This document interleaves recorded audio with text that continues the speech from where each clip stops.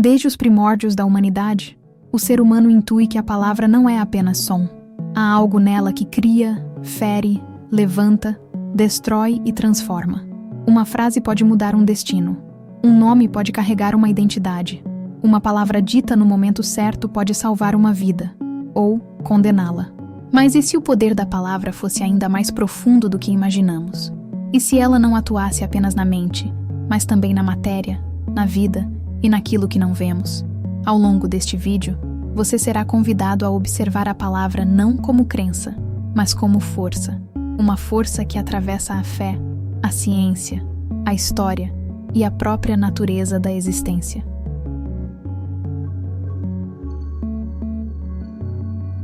A Bíblia começa com uma afirmação poderosa. E disse Deus: haja luz, e houve luz. Antes de qualquer forma, antes da matéria organizada, antes da vida, houve a palavra. O verbo não aparece como consequência da criação, mas como o seu princípio. Em outro trecho, o Evangelho de João declara: no princípio era o verbo, e o verbo estava com Deus, e o verbo era Deus. Essa ideia atravessa séculos e culturas. A palavra como agente criador, como expressão de intenção, como ponte entre o invisível e o visível. Ao longo da história, filósofos, religiosos e estudiosos observaram que o ser humano responde profundamente à linguagem. Palavras moldam pensamentos. Pensamentos moldam emoções. Emoções moldam comportamentos. E comportamentos moldam realidades. A própria Bíblia alerta: a morte e a vida estão no poder da língua. O que bem a utiliza, come do seu fruto. Não se trata apenas de metáfora moral, mas de uma observação sobre causa e efeito. No século XX, algumas pesquisas e experimentos, ainda debatidos e frequentemente questionados pela ciência tradicional, buscaram ilustrar essa relação entre intenção, palavra e matéria. Um dos nomes mais conhecidos nesse campo é o do pesquisador japonês Masaru Emoto, que propôs que a água, elemento fundamental da vida, reagiria simbolicamente a estímulos como palavras, música e intenções humanas.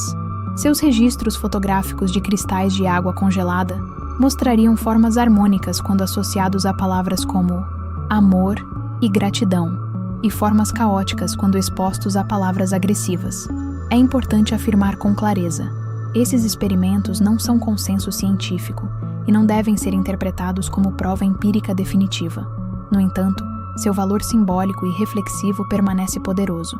Eles não respondem à pergunta: isso é cientificamente comprovado? Mas provocam outra, talvez mais profunda. Como a linguagem afeta o ser humano, que é composto majoritariamente de água? A Bíblia afirma que o corpo humano é pó da terra, mas também sopro de vida. Esse sopro não é apenas físico, é espiritual, emocional, simbólico. Se palavras têm o poder de gerar medo, esperança, cura ou desespero no coração humano, então elas já demonstram sua força real. O que Emoto propôs, independentemente da validação científica, ecoa uma verdade antiga. Aquilo que emitimos retorna transformado. O apóstolo Paulo escreve: nenhuma palavra torpe saia da vossa boca, mas somente a que for boa para a edificação. Não é um conselho poético, é uma orientação prática. A palavra constrói ambientes. Ela molda lares. Ela define o clima emocional de uma geração inteira. Na criação bíblica, Deus não molda o mundo em silêncio. Ele fala, e o que é falado se manifesta. Quando pronunciamos palavras repetidamente, elas deixam de ser apenas som e passam a ser hábito.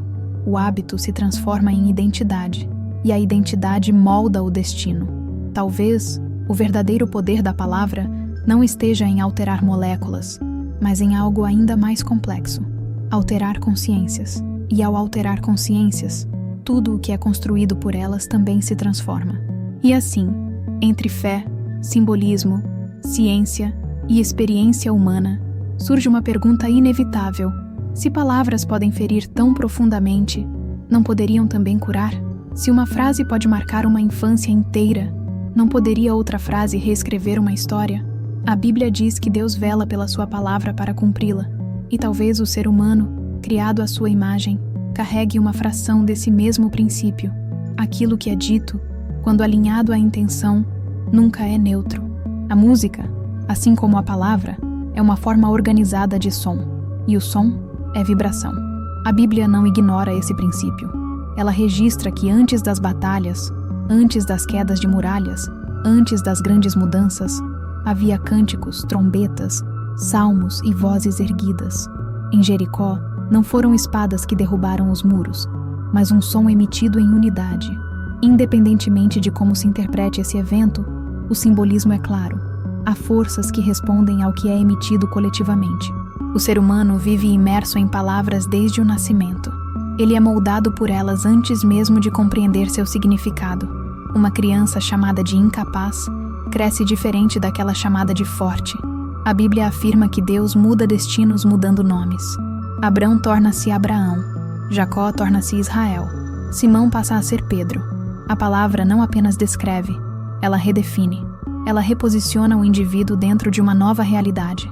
Quando observamos culturas antigas, percebemos que o uso da palavra sempre foi tratado com reverência. Juramentos, bênçãos e maldições eram considerados atos sérios, muitas vezes irreversíveis. Em Provérbios está escrito: assim como o louco que lança brasas, flechas e morte, assim é o homem que engana o seu próximo e diz: fiz isso brincando. A palavra nunca foi vista como algo neutro. Ela carrega intenção, e intenção gera consequência. Voltando ao simbolismo da água, é impossível ignorar que o corpo humano é composto majoritariamente por ela. Mesmo que se descarte qualquer efeito direto da palavra sobre sua estrutura molecular, permanece um fato inegável. Emoções alteram processos fisiológicos. O medo acelera o coração. A ansiedade desregula o corpo. A paz desacelera.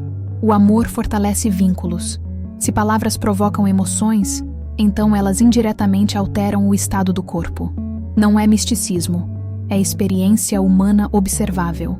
A Bíblia diz: assim será a palavra que sair da minha boca, não voltará para mim vazia. Essa afirmação não exige interpretação científica, mas convida à responsabilidade. Tudo o que é dito gera um movimento. Mesmo quando não vemos o efeito imediato, algo foi colocado em marcha. Jesus afirma que o homem dará conta de toda a palavra inútil que proferir. Não porque Deus seja punitivo, mas porque a palavra deixa rastros.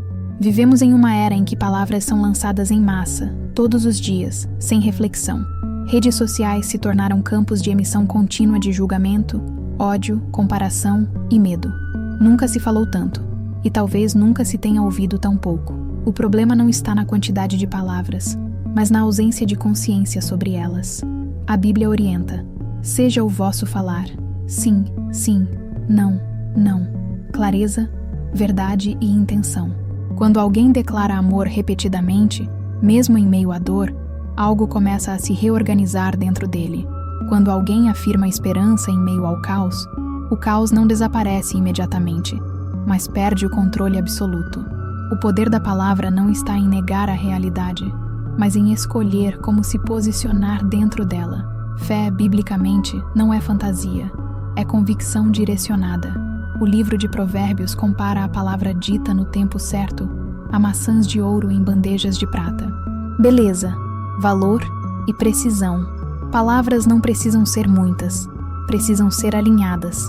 O próprio Cristo é descrito como a palavra viva. Ele não apenas falou verdades, ele foi a verdade expressa. E onde ele falava, vidas eram reordenadas. Talvez a pergunta não seja se a palavra altera a água, a matéria ou o ambiente. Talvez a pergunta correta seja: como a palavra altera aquele que a pronuncia? Porque ao mudar o interior, muda-se a forma de agir. E ao mudar a forma de agir, muda-se o mundo ao redor. O poder da palavra começa dentro, ecoa fora e retorna como colheita. Há momentos em que o silêncio fala mais do que qualquer discurso. A Bíblia diz que até o silêncio pode ser sabedoria quando nasce do discernimento. Antes de falar, Jesus muitas vezes silenciava. Não porque não tivesse o que dizer, mas porque sabia o peso de cada palavra. Isso nos revela algo essencial. O poder da palavra começa no domínio sobre ela. Quem não controla o que diz, entrega o controle da própria realidade. Tiago escreve que a língua é pequena, mas capaz de incendiar uma floresta inteira. Ele não se refere apenas a conflitos externos, mas ao fogo interno que palavras desgovernadas provocam. Um comentário impensado pode gerar culpa duradoura. Uma palavra dura pode criar feridas invisíveis que atravessam gerações. Por isso, a Bíblia não separa a espiritualidade de linguagem. Falar é um ato espiritual. Quando compreendemos isso, passamos a perceber que a palavra é uma semente. Algumas germinam rápido, outras ficam ocultas por anos. Há pessoas que carregam frases ouvidas na infância, como se fossem verdades absolutas. Você não consegue. Você não é suficiente. Essas palavras se alojam na mente e moldam decisões. Mas da mesma forma, uma palavra de afirmação pode romper ciclos inteiros. A Escritura afirma: conhecereis a verdade, e a verdade vos libertará. A libertação começa quando uma nova palavra substitui a antiga mentira. O poder da palavra também se manifesta naquilo que dizemos sobre nós mesmos. A Bíblia orienta que o crente confesse com a boca aquilo em que crê no coração, não como um ritual mágico, mas como alinhamento interno. Quando palavras e crenças caminham em direções opostas, nasce o conflito. Quando caminham juntas, nasce a coerência, e a coerência gera paz. Vivemos em um mundo acelerado, ruidoso e saturado de vozes. Aprender a falar menos e dizer melhor é um ato de maturidade. Cada palavra lançada carrega responsabilidade. Jesus afirma que do que há em abundância no coração, disso fala a boca. Portanto, vigiar a palavra é também vigiar o coração. Transformar o discurso é iniciar um processo de transformação interior. Não se trata de negar dor, sofrimento ou injustiça. A Bíblia não romantiza o sofrimento humano. Os salmos estão cheios de lamentos, gritos e perguntas. Mas até no lamento, há direção, há diálogo, há consciência. O problema não é falar da dor, é permitir que a dor defina todas as palavras. Quando a palavra é direcionada, ela não aprisiona, ela atravessa. Talvez o maior ensinamento seja este: a palavra revela quem estamos nos tornando. Ela denuncia nossas crenças mais profundas. Ela expõe nossos medos e nossas esperanças. E, ao mesmo tempo, oferece a possibilidade de reconstrução. Deus cria falando. O ser humano transforma falando.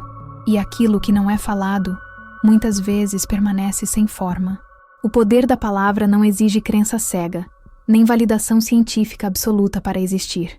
Ele se manifesta todos os dias, em conversas simples, em decisões silenciosas, em pensamentos verbalizados. Cada palavra é um posicionamento diante da vida. Cada frase é uma escolha. E toda escolha carrega uma consequência.